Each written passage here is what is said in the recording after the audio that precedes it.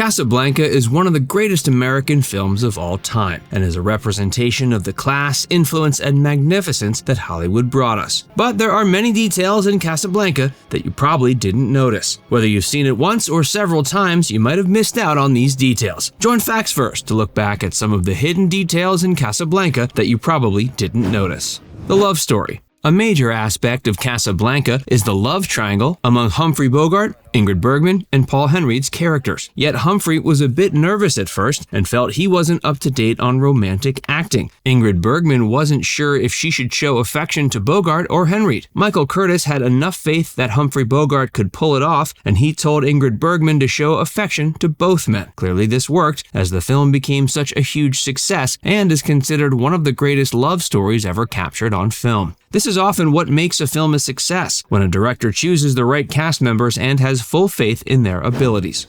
Many memorable lines. If you've seen Casablanca a few times, then you'll probably be able to quote many of the film's most memorable lines. Well, one detail you might not have known about is that Casablanca is one of the most quotable films of all time. Think about the great lines from the film. He's looking at you, kid. We'll always have Paris. Louis, I think this is the beginning of a beautiful friendship. And of course, Play It Again, Sam. The writing of Casablanca was brilliant, and the actors nailed these fantastic lines that we're still reciting 80 years later. And you might have noticed one error we stated. Play It Again, Sam is often thought of as one of the most memorable lines from Casablanca. But here's the secret. Not once in the film does anyone say, "Play it again, Sam." Play it again, Sam. It's often thought that Humphrey Bogart says, "Play it again, Sam." However, he simply says, "Play it, Sam," referring to a song he's heard many times before. This gave way to the concept of Sam playing it again. But this line has been an inspiration for so many things, including a film featuring Woody Allen called Play It Again, Sam. A lot of this film was inspired by Casablanca and even takes lines from the original film. It's one of the most famous film lines that was never actually said. How did they come up with the poster? The Casablanca poster is arguably one of the most famous of all time. One part of the poster includes Humphrey Bogart looking out into the distance. This particular image came from another Humphrey Bogart film called Across the Pacific. The image came from a photo of the film, and then it was painted by artist Bill Gold.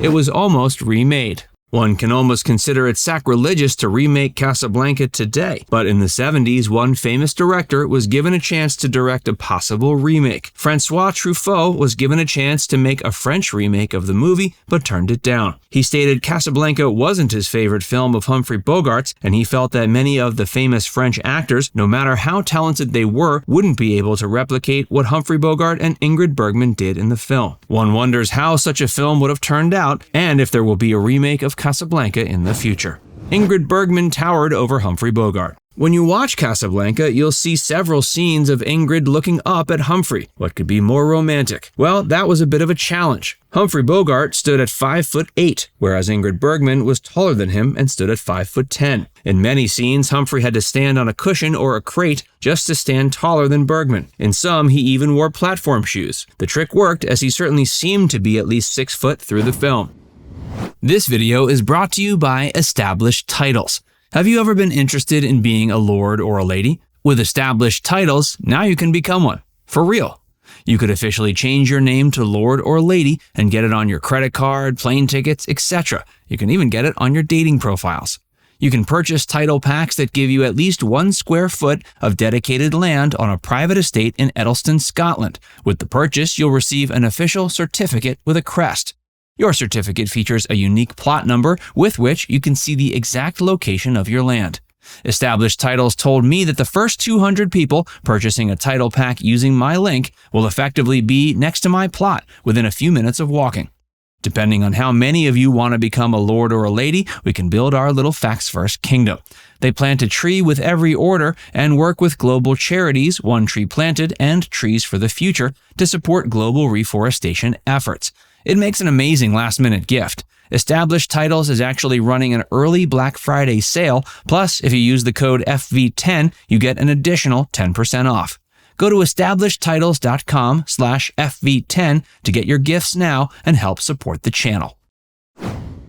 Where is Casablanca? Okay, so we know Casablanca is one of Morocco's most famous and charming cities. But was this film actually filmed there, which was still a French colony at the time? Actually, the film was mostly shot on the studio at Burbank, California. We don't know if this detail spoils the film for you, but it certainly shouldn't. It shows the creativity of the studio heads at the time. Today, many filmmakers film on location, though many still film at a studio. And while this might be more authentic, it's often challenging to recreate an entire city within a studio and still make the audience feel like they're sitting at Rick's Cafe in the North African city. And the final scene when Rick and Louis are walking off into the distance, that was filmed at Los Angeles' Van Nuys Airport.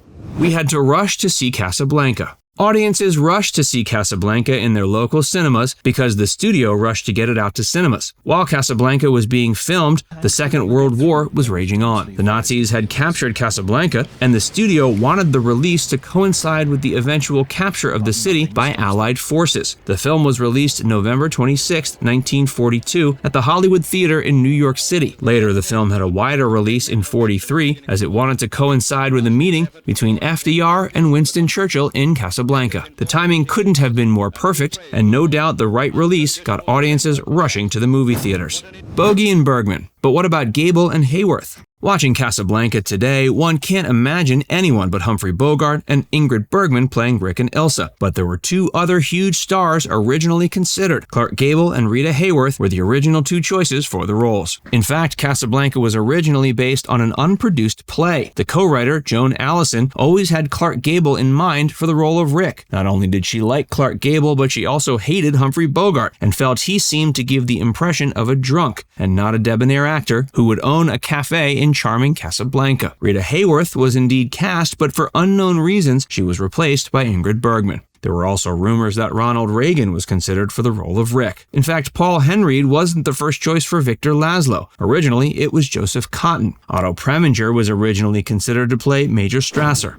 Getting on the plane. The suspense of Casablanca came at the end of the film, when audiences wondered whether Ilsa would go with Victor or stay back with Rick. Audiences weren't the only ones who had to keep guessing until the end. Even the cast themselves didn't have the best idea. The shooting began without a completed script. This was because the film was made during the time that the Hays Code was in effect. This was a set of strict guidelines on what was morally acceptable to be shown in a mainstream film. As a result, the writers had to keep consulting the censor board to determine what material would be acceptable to film. Eventually, they decided that Ilsa had to leave with Victor rather than Rick because it was deemed morally unacceptable to see two adulterers escape without consequences. But the cast and crew managed to work despite the incomplete script, Hays Code, rushed film release, and other issues to make one of the best films to ever come out of Hollywood.